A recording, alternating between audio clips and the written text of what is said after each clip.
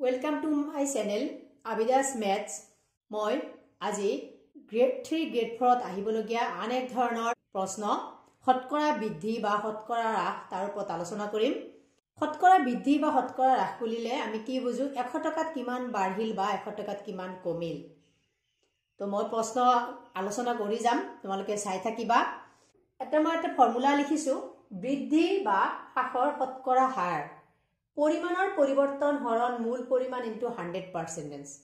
পৰিমাণৰ পৰিৱৰ্তন ধৰা হ'ল 100 টকাৰ এটা বস্তু বজাৰত গৈ 80 টকাত বিক্ৰী কৰিছা, কিমান লোকসান হৈছে 20 টকা লোকসান হৈছে, তেনেহলে এই পৰিমাণৰ পৰিৱৰ্তনটো কিমান 20 আৰু কিমান মূল আছিল 100 ইনটু 100%। 100 কিমান পাৰ্চেন্টেজ, তেনেহলে ইয়াত 20% কি হৈছে লোকসান হৈছে, হ্ৰাস হৈছে। 20% কি হৈছে হ্ৰাস হৈছে, লোকসান হৈছে, কমিল। তো কেইটামান প্ৰশ্ন কৰো, কোৱেশ্চন আলোচনা কৰিলে ক্লিয়াৰ হৈ যাব। ইয়াত এটা কোৱেশ্চন লিখিছো, 2400 টকা 2000 টকাতকৈ কিমান শতাংশ বেছি। 2400 টকা 2000 টকাতকৈ কিমান শতাংশ বেছি, তেনেহলে ইয়াত পৰিমাণৰ পৰিৱৰ্তন কিমান 2400 আৰু 2000, পৰিৱৰ্তন বিচাৰিছে, পাৰ্থক্য কিমান 400 আৰু মূল পৰিমাণটো 2000 ইনটু 100%। কৈছে 2400 টকাটো 2000 টকাতকৈ কিমান বেছি, তেনেহলে মূলটো কোনটো 2000 টকা। কেনসেল, এটো শূন্য কেনসেল, এটো কি বাৰ যাব 2 বাৰ শূন্য, 20%। তাৰমানে কিমান শতাংশ বেছি 20 শতাংশ বেছি। যদি কয় এজন মানুহৰ দৰমহা 2000 টকাতকৈ বাঢ়ি কিমান হৈছে 2400 টকা হৈছে, প্ৰশ্ন আহিব পাৰে যে 2000 টকাতকৈ বাঢ়ি 2400 টকা হৈছে, তেনেহলে মানুহজনৰ দৰমহা কিমান শতাংশ বাঢ়িল, কিমান শতাংশ বাঢ়িল 20 শতাংশ বাঢ়িল। নেক্সট কোৱেশ্চনটো যদি উলটাকে লিখা যায় যে 2000 টকা 2400 টকাতকৈ কিমান শতাংশ কম, এবাৰ দিছিলো বেছি, এবাৰ লিখিছো কি 2000 টকা 2400 টকাতকৈ কিমান শতাংশ কম, তেনেহলে পৰিমাণৰ পৰিৱৰ্তনটো 400 হ'ব, পৰিৱৰ্তন যিটো পাৰ্থক্য যিটো কিমান হ'ব 400, মূল টকা যে 2000 টকা 2400 টকাতকৈ কম, তাৰমানে কি মূল কিমান 2400, এইখিনি যাতে ভুল নহয় চাব লাগিব মূল টকাটো কোনটো। কেনসেল, এটো 4 ৰে হৰণ কৰিলে 4 6 গুণ 24, 4 ৰে হৰণ কৰিলে 1 0 একবাৰ, 2 ৰে হৰণ কৰিলে 3 বাৰ, 2 ৰে হৰণ কৰিলে 5 0, তেনেহলে আহিব কি 50/3%। এইটো পাৰ্চেন্টেজটো লিখিব লাগিব। এইটো ইখিনিলৈ দিব পাৰে বা ইয়াক যদি মিশ্ৰ ভগ্নাংশত প্ৰকাশ কৰা হয় 5ত 3 যায় একবাৰ, বাকি কিমান থাকিব 5, এটো 50ক যদি হৰণ কৰা যায় 3 ৰে যাব একবাৰ, 2 0 20, 3 6 গুণ 18, বাকি কিমান থাকে 2, তেনেহলে হে আমাৰ 16 বাৰ যাব, বাকি থাকিব 2, তলত লিখিম 3, 16 সমস্ত 3/2, এটো হ'ব ইমান পাৰ্চেন্টেজ কি কম, ইমান শতাংশ কম।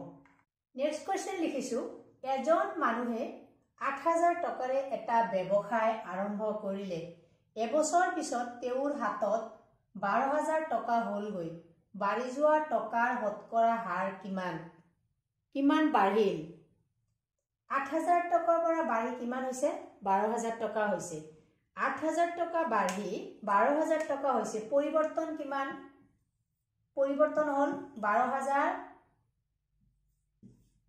মাইনাস 8000, 12000 বিয়োগ 8000 হৰণ মূল টকা, মূল যিটো আছিল মূল পৰিমাণ কিমান আছিল 8000, 8000 ৰ পৰা বাঢ়িছে ইনটু 100%, এটো আছিল নিয়ম। তেনেহলে ইয়াত 8000 12000 ৰ পৰা 8000 বিয়োগ কৰিলে কিমান হ'ব 4000, এটো 8000, শূন্য কেনসেল, এটো 2 বাৰ, 2 10ত 5 বাৰ এটা শূন্য, কিমান থাকিলে 50%। তেনেহলে 50% টকা বাঢ়িল, মানুহজনৰ 8000 টকা ব্যৱসায় আৰম্ভ কৰি যেতিয়া 12000 টকা পালে, তেনেহলে কিমান শতাংশ বাঢ়িল 50% বাঢ়িল নেক্সট কোৱেশ্চনটোলৈ আহো এটা অঞ্চলৰ জনসংখ্যা 45,000ৰ পৰা 42,000লৈ হ্ৰাস পালে জনসংখ্যা কোনোবা গাঁৱৰ জনসংখ্যা বা কোনোবা চহৰৰ জনসংখ্যা বাঢ়িব পাৰে কমিব পাৰে হেতু মৃত্যুৰ হাৰ বা জন্মৰ হাৰৰ ওপৰত নিৰ্ভৰ কৰে এটা অঞ্চলৰ জনসংখ্যা 45,000ৰ পৰা 42,000লৈ হ্ৰাস পালে হ্ৰাসৰ শতকৰা হাৰ কিমান তেনেহলে ইয়াত পৰিৱৰ্তন কিমান হ'ব 45,000 42,000 বিয়োগ কৰিব লাগিব পৰিৱৰ্তন মুখে মুখে পাৰিলে মুখে মুখে কৰিলে হ'ল আৰু মূল কিমান আছিল 45,000 কিমানৰ পৰা কমিছে তেনেহলে এটো বিয়োগ কৰিলে কিমান হ'ব 3,000 into 100% যেটো শতকৰা হাৰ ওলোৱাৰ লগে লগে মনত ৰাখিব লাগিব 100% ৰে পূৰণ কৰিব লাগিব এটো হ'ব 3,000 45,000 into 100% তেনেহলে ক্যান্সেল 0 ক্যান্সেল 3 45 15 বাৰ যায় ইয়াতে ওপৰত একো নাই মানে 1 আছে 5 ৰে কাটিলে 3 বাৰ এটো 5 ৰে কাটিলে 2 বাৰ শূন্য আহিব কিমান 20/3% 3 6 গুণ 18 বাকি থাকে 2 কিমান পার্সেন্টেজ হ্ৰাস পালে 6 সমস্ত 3/2 কিমান শতাংশ মানুহ কমিল এনেকুৱা প্ৰশ্ন আৰু মই আলোচনা কৰি যাম আশা কৰো তোমালোকে বুজি পাইছা যদি তোমালোকে বুজি পাইছা ধুনিয়াকৈ এটা কমেন্ট লিখিবা আৰু বেলেগক শেয়াৰ কৰিবলৈ নাপাহৰিবা আজিলৈ ইমানেই ধন্যবাদ